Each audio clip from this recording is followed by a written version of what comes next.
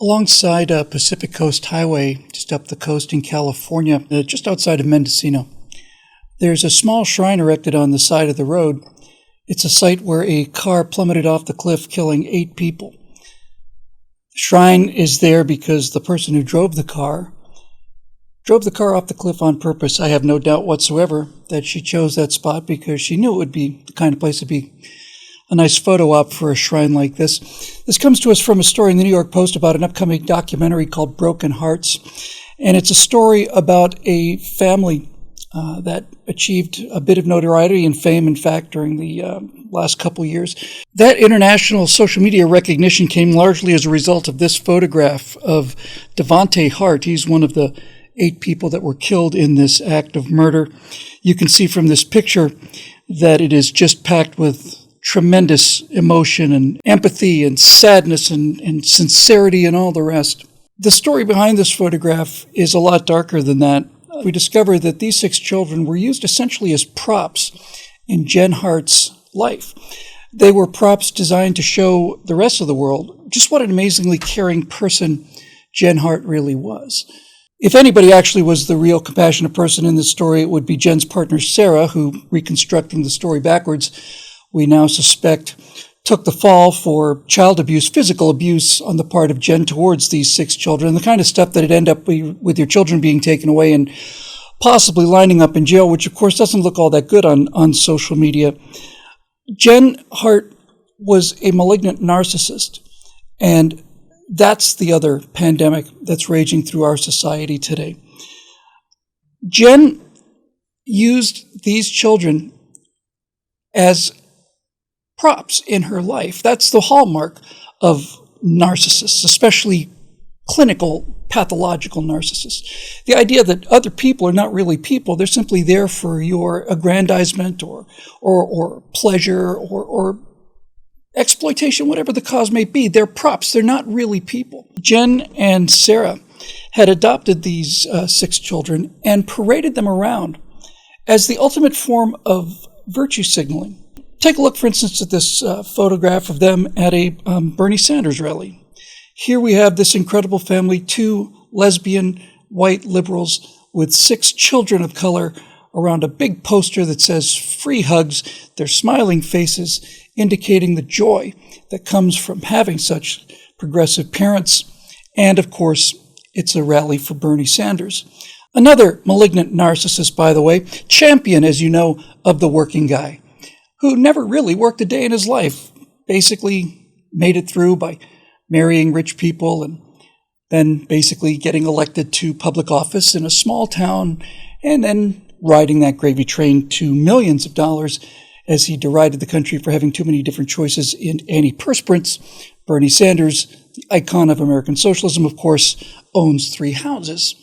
When they were reconstructing the story of the Harts, friends of both of them said that, looking back on it, they both seemed to suffer from something that they called the liberal martyr complex. And you can see it in this picture. How wonderful do you have to be, really, to go and adopt not 1 or 2, as some movie stars do, but 6 black children and raise them in a loving family and take them out to social events to show everybody just how amazing you are. You know, I have friends in California. I know a woman here who runs a school for children, acting school for children, which is very popular here in Los Angeles. And she reports something really interesting that she's seen several times. Several times, she will see a clearly disturbed child come into the classroom along with a very concerned parent. And the parent will then pull her aside and explain that little Erasmus here is on the spectrum. He's a special needs child. He's got an indigo aura, you see. And he's not really capable of dealing with things with the rest of the class. So he's going to need a little special attention, and it's probably best if I stay and watch the sessions just so he has some sense of comfort, so that he doesn't get too excited, because when I leave the room, he does fall into screaming hysterical fits. They've seen this time and time again. All these stories about these poor disturbed children, and sure enough, when they come in, they are disturbed children. And what my friend found was, without exception, was that she would not allow the parents to stay in these acting classes. Just on a matter of principle, of course. But what she found again and again and again was as soon as the parents left, the children had their meltdowns, started crying and screaming and kicking, and 3 minutes later, they were just fine. They were just fine. They were doing what was expected of them. They were doing what they'd been taught to do by these parents, by these narcissists. Turns out these kids didn't really need to go to acting school because they'd been acting their entire lives, young though they were. They were putting on the performance that their parents had basically taught them to put on. That performance is the performance of a particularly sensitive and extremely bright child who has a set of emotional problems that are caused by their tremendous spiritual significance and difference from the rest of the crowd, and on and on and on and on and on and on and on, all of which was simply there to indicate to everybody what suffering the parents went through out of sheer love and devotion for this uniquely special child who was going to change the world. This phenomenon is not new, certainly. The stage mother phenomenon goes back as long as there's been stages, I suspect. But as a societal disease, it's relatively new, and it is of pandemic proportions. We see it everywhere. For example, take the term social justice warrior. Now, that's a pretty impressive sounding term, isn't it? You're a social justice warrior.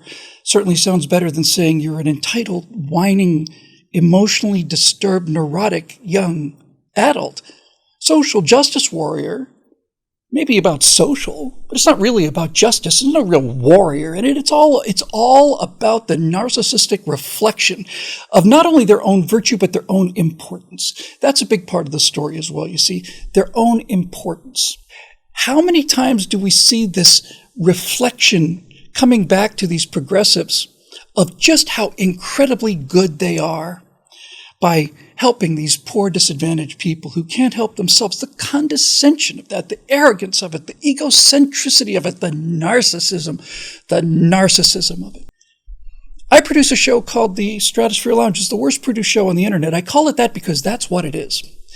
But I've noticed that one of the qualities of narcissism, in fact, I think the litmus test for narcissism, is the inability to make fun of themselves, the inability to reflect on the reflection. If you can make fun of yourself, then you are not a narcissist by definition, because a narcissist simply cannot get to that place.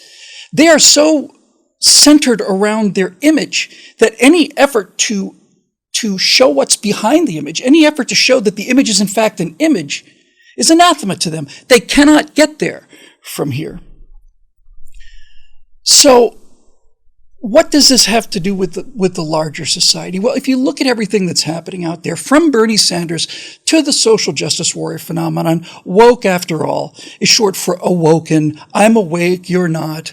I used to be sleeping, but then I woke up. I hadn't realized about all of my privilege. I hadn't realized about all of my advantages that I was unaware of. I just went blindly through life, like the rest of you, fully unaware, like the rest of you, of just what a horrible person I used to be before I became the wonderful person you see in front of you now. Here's another picture of Devonte Hart, who just seems to have been an incredible kid. But notice, by the way, I'm sure it's taken for Earth Day, he's holding the globe. He's dressed in somebody's version of authentic indigenous person facial paint. And all of the signals are there, including the big smiles. But what's not shown outside the frame of this picture, and we've talked about that before too, how the ability to set a square and not show what's off camera in either terms of space or in time before or after the picture was taken. Well, what's outside the frame of this picture is not only tragic, it's horrific. Devonte Hart was one of 6 children taken away from hellish families and placed into a more hellish one. He and his brothers and sisters were forced to go knocking on neighbors' doors and asking for food because Jen, who had basically portrayed them all as objects of such intense love from somebody who's so deeply committed to social justice, would deprive them of food as punishment if they didn't behave on camera the way they expected. And one of the things that Jen expected of her children was the ability to start crying on camera at photo ops like the one that made her so famous. Jen Hart drove her car off of the cliff at that scenic site, knowing full well that it was a scenic site, knowing full well that there'd be a monument like this. What better way to go, actually, to think about it? Someplace beautiful, someplace kind of magical and mystical, where her memory could be enshrined forever. She drove off of that cliff and she killed her partner who had done so much to protect her, Sarah. The bodies of Jen and Sarah Hart, both of them 38 years old, were found in the car alongside those of Marcus, 19, Abigail, 14, Jeremiah, 14, and Sierra, 12. All of them were found in the car. Hannah, 16, was not in the car, but her body washed ashore weeks later. The only person who was never located was Devante. He was taken by the ocean. He simply disappeared. And as we raise the selfie generation, as we see nothing but narcissism, the adulation of one's own image, apps that can make you look younger, handsomer, more masculine, more feminine, constant adjustment and refinement of the image, social media, which broadcasts this reflection that you see of yourself out to the world so that you can bask in the glory of your reflected image. This is a pandemic of selfishness and neuroses, and it is getting worse and worse by the day. And if you think about it, virtually all of the social ills that we see today are the result of institutionalized narcissism. Bernie Sanders has nothing but contempt for working people. And the reason I know this is true, the reason I know that Bernie has nothing but contempt for poor people is because Bernie Sanders has 3 houses. Now, I have no problem with people having 3 houses. And when challenged about this, Bernie essentially says, not my fault. If I wrote a book that people want to buy and it's something of value and they want to buy it, who am I to say that they can't? That argument applies to the guy who's the CEO of a company, Bernie, that's making $6 million and that you're constantly excoriating on a daily basis. But put that aside. If Bernie Sanders really cared about working people, really cared about poor people, then at least one of those 3 houses would be turned into some kind of civic center or some kind of halfway house, addiction center, treatment center for alcoholics, a shelter for battered women. But it's not. They're not. They're kept as private property that is part of the reflection. And the substance not only doesn't matter, the substance isn't there. There is no substance.